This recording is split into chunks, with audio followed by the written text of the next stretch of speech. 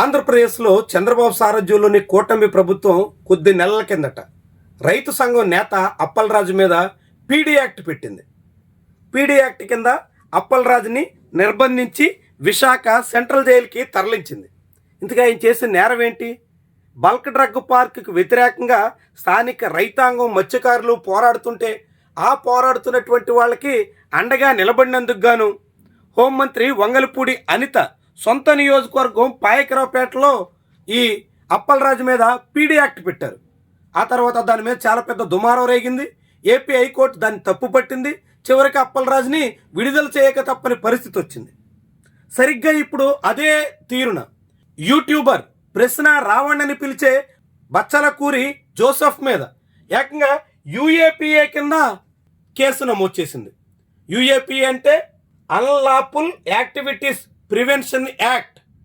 ఎవరైనా చట్టవిరుద్ధమైనటువంటి కార్యక్రమాలు చేస్తూ ఉగ్రవాద తీవ్రవాద చర్యలకు పాల్పడుతూ ఉంటే అలాంటి వాళ్ళని నియంత్రించడానికి పెట్టినటువంటి చట్టం ఇది. 1967లో కేంద్ర ప్రభుత్వం చట్టాన్ని రూపొందించింది.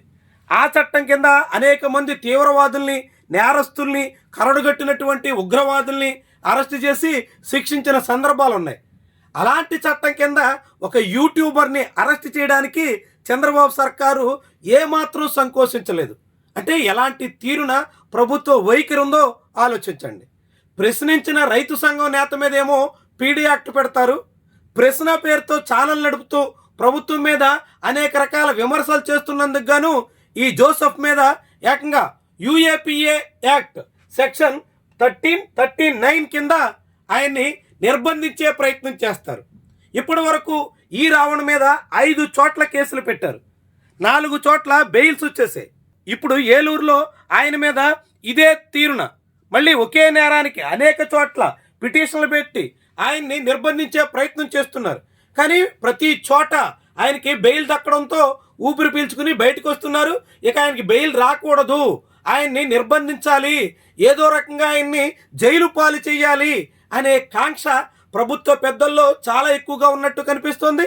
ముఖ్యంగా ఉప ముఖ్యమంత్రి పవన్ కళ్యాణ్ తన ఇగో సాటిస్ఫై చేసుకోవడం కోసం అన్నట్టుగా ఈ రావణ్ని జైలు పంపడమే, రిమాండ్కు పంపడమే లక్ష్యం అన్నట్టుగా సాగుతున్నారు. ఆ క్రమంలోనే ఏకంగా బచ్చలకూరి జోసెఫ్ అలియాస్ రావణ్, తండ్రి పేరు చిన్న డానియల్, వయసు 37 ఏళ్ళు. ఈయన మీద గన్నవరం పోలీస్ స్టేషన్ నందు క్రైమ్ నెంబర్ 188/2026 అండర్ సెక్షన్ 144, 148, 152, 192, 197, 353 ఇవన్నీ బిఎన్ఎస్ సెక్షన్లు.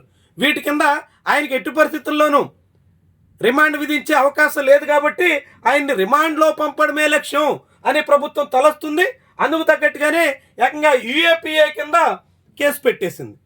యూఏపీఏ కింద కేసు పెట్టి గన్నవరం పిఎస్కి తరలించి మ్యాజిస్ట్రేట్ ముందు హాజరుపరిచే ప్రయత్నంలో ఉన్నారు. మ్యాజిస్ట్రేట్ ఈ కేసులోనైనా రిమాండ్కి తరలించాల్సిందే అని ప్రభుత్వ పెద్దల సంకల్పంలా కనిపిస్తుంది.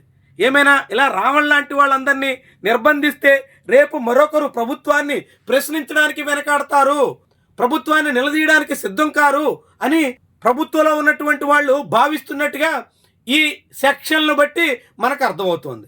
అయినా ఒక యూట్యూబర్ నేరుగా ప్రభుత్వాన్ని నిలదీస్తే యూఏపీఏ కింద నిర్బంధించే ప్రయత్నం చేయడం అంటే ఈ ప్రభుత్వం ఎంతగా రావణ్ చెప్తున్నట్టుగానే ప్రశ్నకు భయపడుతుందో, రావణ్ అనేటువంటి వాడి మాటలకు కలవరపడుతుందో మనకు అర్థమవుతుంది. నిజానికి రావణ్ కొత్తగా ఏం మాట్లాడింది లేదు.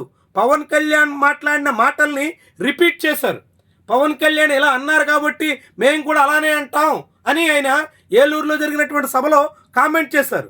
ఆ కామెంట్స్కి గాను పిఠాపురంలో కేసు, కాకినాడ రూరల్లో కేసు, మచిలీపట్నంలో కేసు, నక్కపల్లిలో కేసు, ఇప్పుడు ఏలూరు జిల్లాలో మళ్ళీ గన్నవరంలో కేసు.